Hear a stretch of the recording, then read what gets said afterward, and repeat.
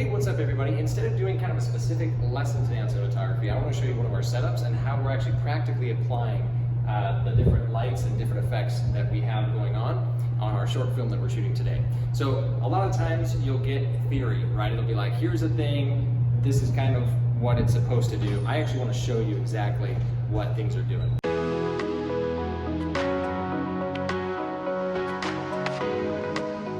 This video is brought to you by the Cinemachine, teaching you how to make better videos and more money as a video producer. These courses help us to continue to make great content on YouTube, and a percentage of the profits go to charities. Check it out at thecinemachine.com. So, first of all, we've got this kind of grunge look to this garage kind of area. We've got a script where there's two hitmen, and they've got a guy that they've got a hit on, and they drag him in here and put him down. So we wanted to create some interesting aesthetics here, and we've got blue and red are kind of the two colors that we've chosen. So we've got red streaming over here. We've got a SL 200 watt with a Fresnel lens. We've got an ND gel on the front. We've got an amber gel. We've got a red gel, just so that we can really get that nice and red. We've got that light cranked up, and then that's coming in kind of like it's a neon light, right, from a sign or something.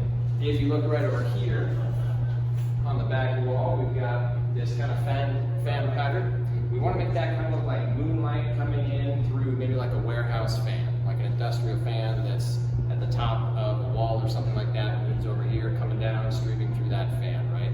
That fan would be there to allow airflow through the warehouse. So to do that, we took a Godox SL 60 watt LED light, and we've attached it via the Bowens mount to an aperture spotlight. This is the 26-degree spotlight.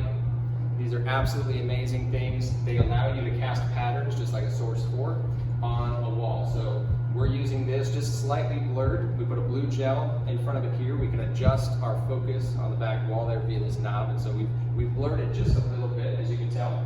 And then we've taken just a standard box fan here. We put it in front and then allowed that to just cast that pattern on the back wall. Now the interesting thing is that these box fans, even at their lowest setting, they spin way too fast. If we were to have it even at its lowest setting, then it would be spinning so fast you wouldn't even be able to see it.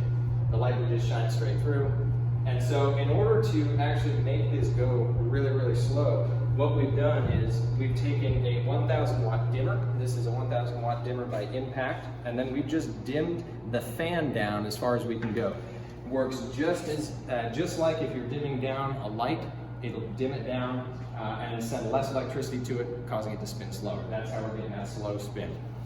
We have our director's monitor here.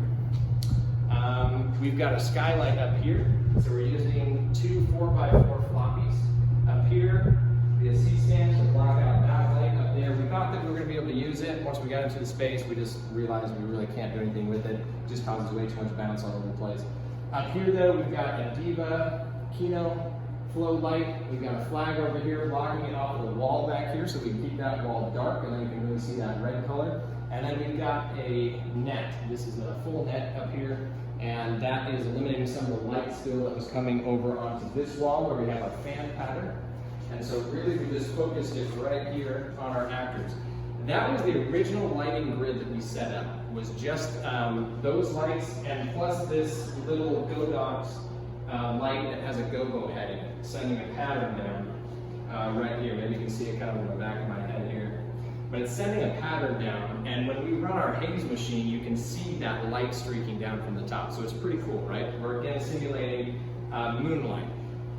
What we're also doing is this Kino light we have balanced to 3200 Kelvin. In-camera white balance is 3200 Kelvin, which means that these other LED lights that run at 5600 Kelvin are going to appear more blue.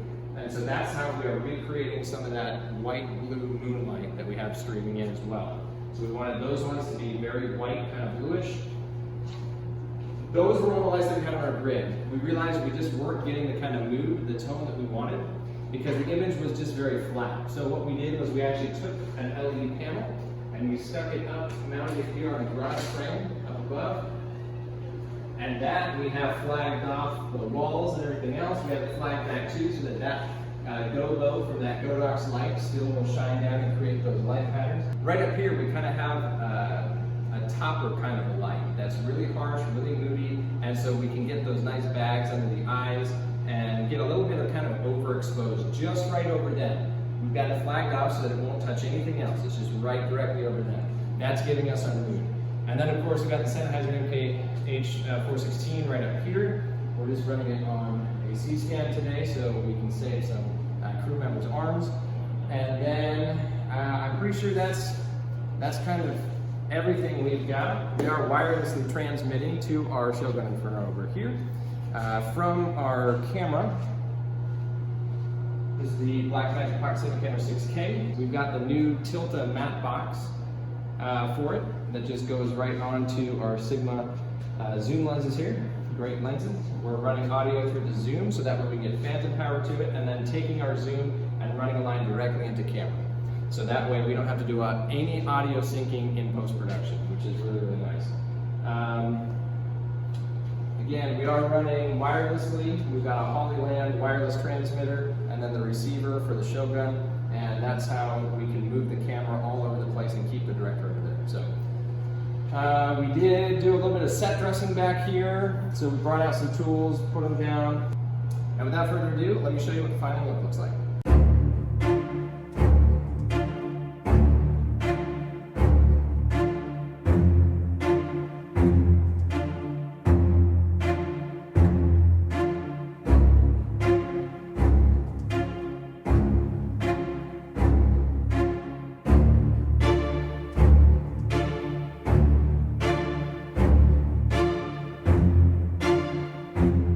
Hey everybody, thanks for watching the video today. I hope that this little tutorial on practical uses of film equipment has been helpful.